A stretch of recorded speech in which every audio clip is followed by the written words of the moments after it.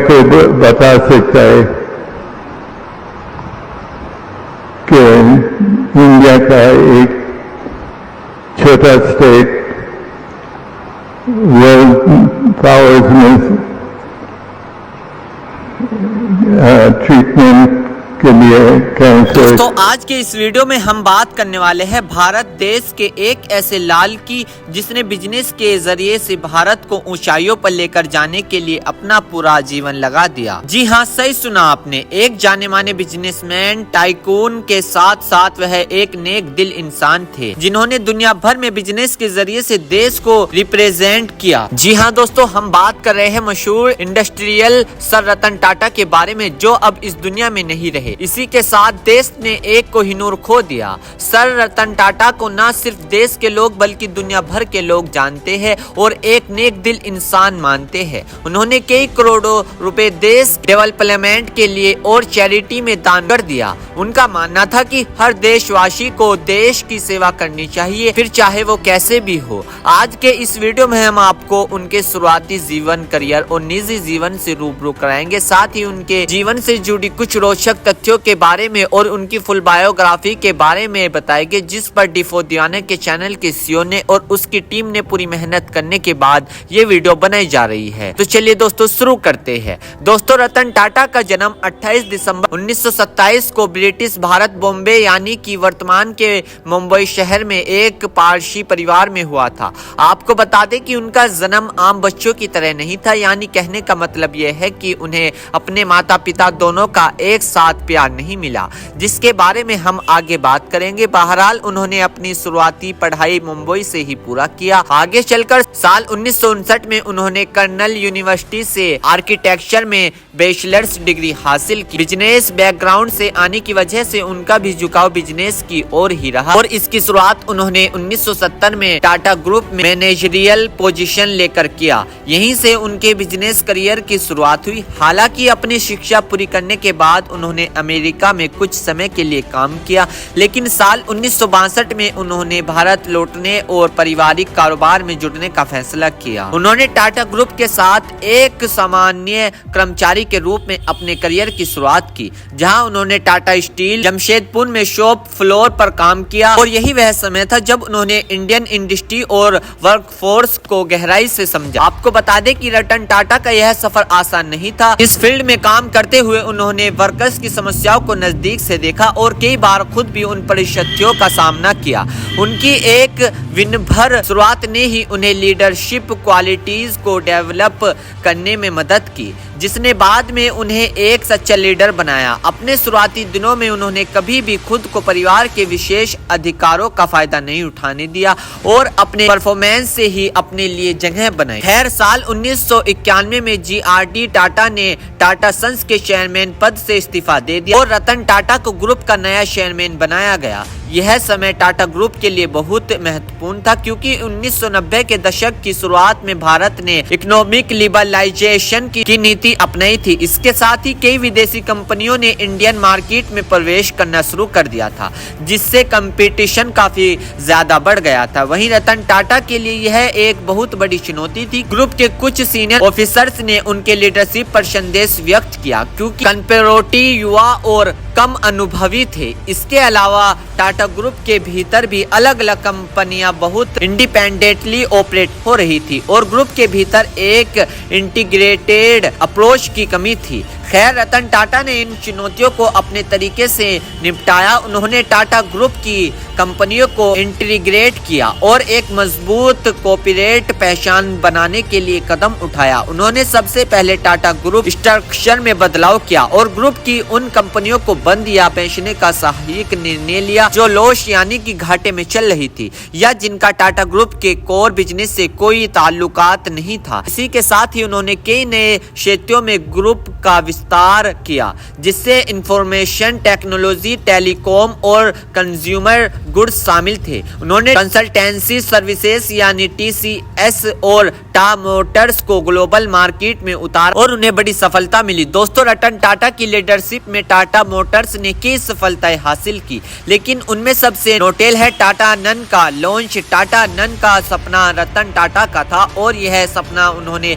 Indian medical class के लिए साकार किया। उनका उद्देश्य एक ऐसा सस्ता और रिलायबल व्हीकल बनाने का था जो हर आदमी की पहुंच में हो। सन 2008 में टाटा नो को लॉन्च किया गया और इसे दुनिया की सबसे सस्ती कार के रूप में प्रस्तुत किया गया। हालांकि बाजार में इसे उतनी सफलता नहीं मिली जितनी उम्मीद थी, लेकिन इस प्रोजेक्ट ने रतन टाटा के अप्रोच और सामाजिक जिम्मेदारियों को प्रदर्शित किया। इसके अलावा सन 2008 में ही रतन टाटा के लीडरशिप में टाटा मोटर्स ने जैगुआर लॉन्च किया और इसी के साथ साथ व्यवसाय के क्षेत्र में बल्कि सामाजिक सेवा के क्षेत्र में भी बड़ी सफलता हासिल की। उन्होंने टाटा ग्रुप, जिसका लीडरशिप रतन टाटा करते थे, भारत के सबसे बड़े चैरिटेबल ऑर्गेनाइजेशंस में से एक है। इसके माध्यम से उन्होंने एजुकेशन, हेल्थ, डेवलपमेंट, साइंस और टेक्नोलॉजी के क्षेत्रों में भी महत्वपूर्ण योगदान दिया। उन्होंने अपने व्यापारिक फैसलों में हमेशा एथिक्स और समाज कल्याण को प्रायोरिटी की। उदाहरण के लिए साल सन 2004 की सुनामी के बाद टाटा ग्रुप ने प्रभावित क्षेत्रों में बड़े पैमाने पर राहत कार्य किया। इसी तरह 2611 के मुंबई हमलों के बाद टाटा ग्रुप ने ताज होटल के कर्मचारियों और पीड़ितों के परिवार के लिए पुनर्वास के लिए कई महत्वपूर्ण कदम उठाए। बात करें उनकी निजी जिंदगी की तो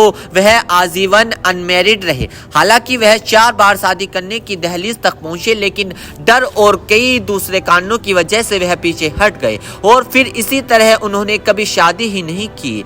जिस तरह लोगों को मीडिया के बीच वह अपने वैवाहिक जीवन के लिए लाइमलाइट में रहे, उसी तरह वे अपनी पर्सनल लाइफ को लेकर भी काफी लाइमलाइट में रहे। वैसे उनके निजी जीवन से जुड़ी कई दिलचस्प किस्से हैं जिनके बारे में बहुत ही कम लोग जानते होंगे।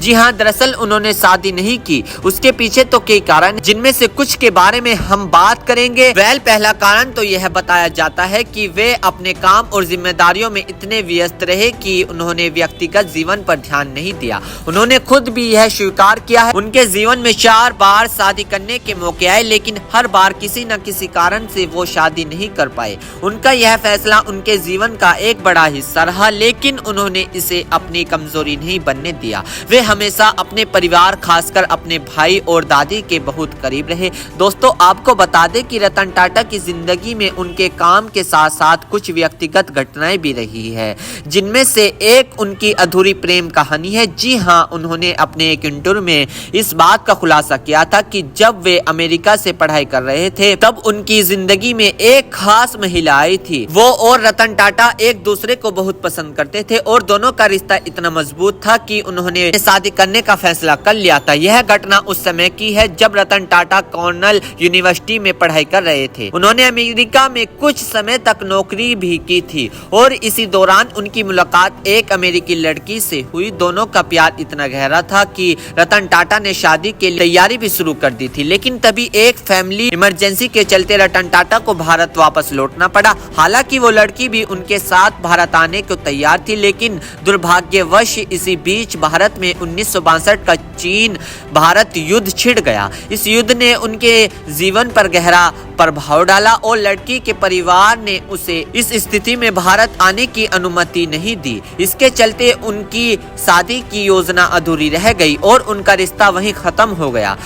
इसके बाद उन्होंने कभी भी शादी नहीं की। हालांकि उन्होंने यह भी बताया कि वे उस लड़की का हमेशा सम्मान करते रहे और उनके जीवन में वह एक बहुत खास स्थान रखती थी। यह प्रेम कहानी रतन टाटा की जिंदगी का एक महत्वपूर्ण हिस्सा रही, सेंसिटिव और सच्चे दिल को दर्शाती है। वैसे उनकी यह प्रेम कहानी अधूरी रह गई, लेकिन इसे वे अपनी जिंदगी का एक सुंदर हिस्सा मानते हैं। बात करें उनके माता पिता की तो रतन टाटा के पिता का नाम नवल टाटा था, जो जमशेद जी टाटा के परिवार से गोद ले गए थे। नवल टाटा एक फेमस इंडस्ट्रियलिस्ट थे और उन्होंने टाटा ग्रुप में अपनी अहम भूमिका निभाई थी। रतन टाटा के जीवन पर उनके पिता का गहरा प्रभाव रहा। जी हाँ, नवल टाटा ने उन्हें अनुशासन, विनम्रता और सेवा के मूल्य को सिखाया, जो आगे चलकर रतन टाटा के जीवन में उनके डिसीजन में झलके। उनकी माँ का नाम सोनू टाटा था। हालांकि उनके माता पिता का डिवोर्स तब हो गया था जब रतन टाटा महज 10 साल के थे।